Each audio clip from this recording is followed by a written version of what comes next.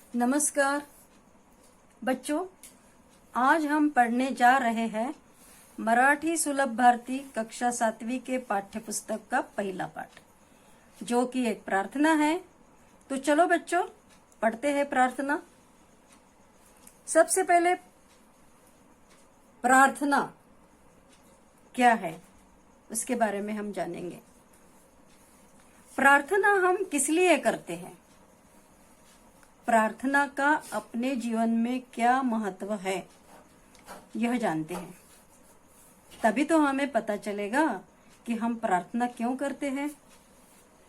हम बहुत सारे लोग प्रार्थना करते हैं, लेकिन बहुत लोगों को प्रार्थना का महत्व मालूम नहीं रहता है।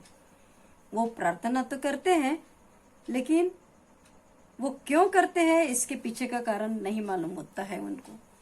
तो चलो जानते हैं प्रार्थना हम क्यों करते हैं। बच्चों, हम भगवान के पास प्रार्थना करते हैं। हम जब स्कूल जाते हैं तो हमारे दिन की शुरुआत प्रार्थना से ही होती है। और नवोदय में सुबह प्रार्थना, मेस में खाना शुरू करने के पहले प्रार्थना मंत्र, इवनिंग असेंबली में प्रार्थना, रात को काउंटिंग के समय हाउस में प्रार्थना, कई बार हम प्रार्थना करते रहते हैं। तो बच्चों, प्रार्थना का बहुत ही महत्व है।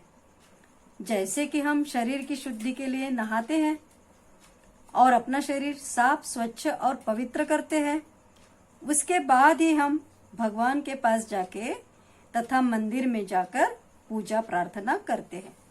क्यों करते हैं? तो इसका उत्तर है, हमारा शरीर तो नहाने से शुद्ध हो गया, लेकिन हमारा मन अभी तक अशुद्ध है। वह अभी शुद्ध नहीं हुआ। हमारे मन में भले बुरे विचार आते रहते हैं।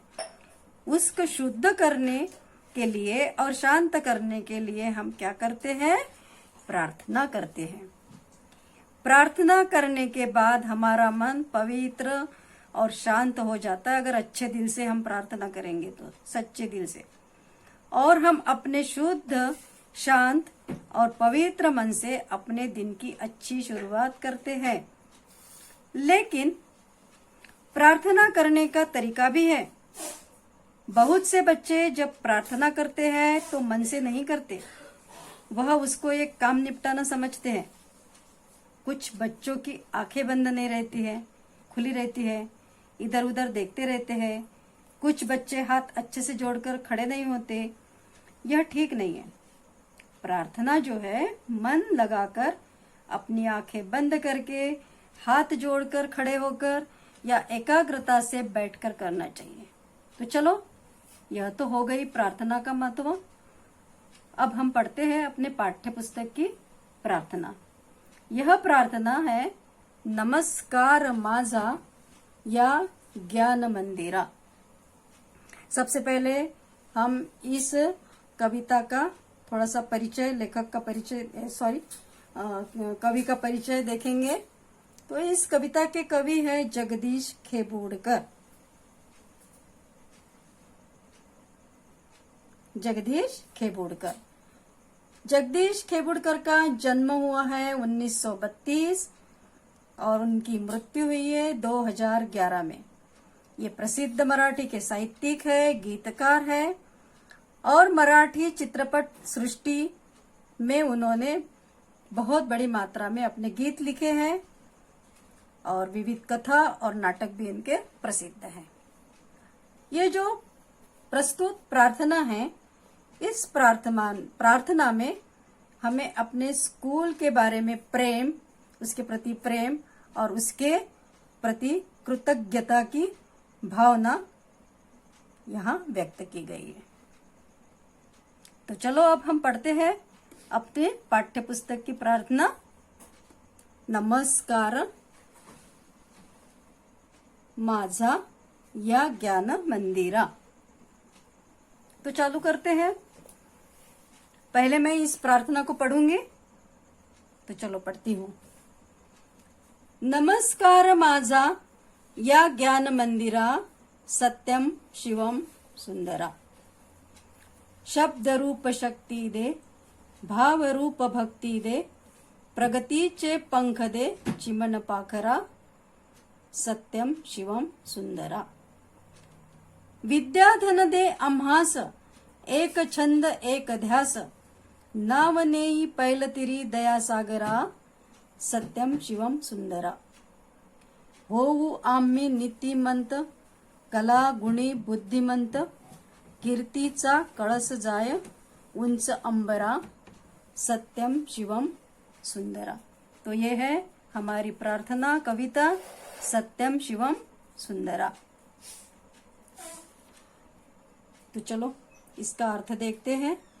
नमस्कार माझा या ज्ञान मंदिरा.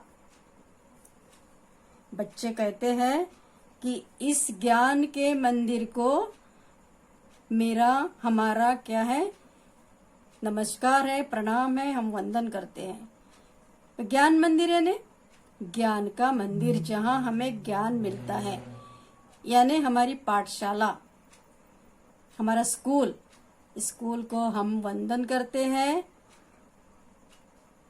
इस स्कूल में हमें, इस पाठशाला में हमें सत्य, शिव और सुंदर इन मूल्यों को बताया जाता है. तभी सत्य, शिव और सुंदर, इसका क्या अर्थ है? सत्य यानी ईश्वर, शिव यानी भगवान शिव से संबंधित, और सुंदर यानी अपनी प्रकृति में जितनी भी सुंदरता है उस सुंदरता के बाबत. तो हम इस ज्ञान मंदिर को वंदन करते हैं, जो ज्ञान मंदिर हमें सत्य के बारे में, शिव के बारे में और सुंदरता के बारे में, ऐसे मूल्यों के बारे में बताता रहता है, उसको हम वंदन करते हैं. शब्द रूप शक्ती दे, भाव रूप भक्ती दे, प्रगतीचे पंख दे, चिमण पाखरा. कहते हैं कि शब्दों के रूप में हमें शक्ति दो, भावनाओं से भरी भक्ति दो, और प्रगतीचे पंख दे, चिमण पाखरा. प्रगति यानी प्रोग्रेस, पंख यानी पर, और चिमण पाखरा यानी छोटे छोटे बच्चे.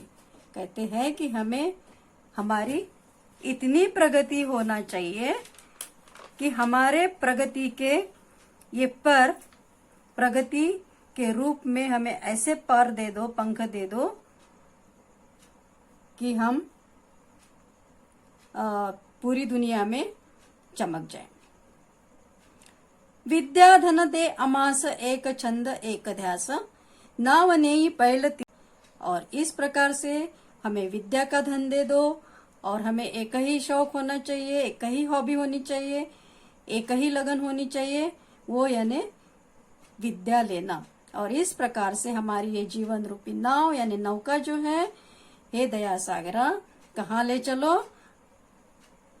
अगले तट पर ले चलो, जीवन के अगले तट पर ले चलो. होऊ आम्ही नीतिमंत, कला गुणी बुद्धिमंत, कीर्तीचा कळस जाए उंच अंबरा. हम बच्चे इस पाठशाला को वंदन करते हैं.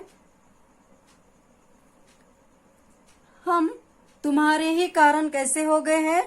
नीतिमंत बनेंगे, नीतिमंत हो गए हैं, नीति मूल्यों का पालन करने वाले बच्चे बनेंगे. कला गुणी बुद्धिमंत, हम सारी कलाओं से, गुणों से युक्त बनेंगे. बुद्धिमंत यानी होशियार और प्रज्ञावान बनेंगे. और इस प्रकार से हमारी कीर्ति, हमारी होशियारी ऊंचे ऊंचे आसमान तक जाएगी. कीर्तीचा कळस जाय उंच अंबरा, यानी हमारी कीर्ति, हमारी प्रसिद्धि ऊंचे ऊंचे अंबर तक जाएगी. तो इस प्रकार से ये हमारी कविता है, प्रार्थना है. नमस्कार माझा या ज्ञान मंदिरा. बच्चों, अगले वीडियो में हम इस पाठ्य पुस्तक का अगला पाठ श्यामचे बंधु प्रेम पढ़ेंगे. धन्यवाद.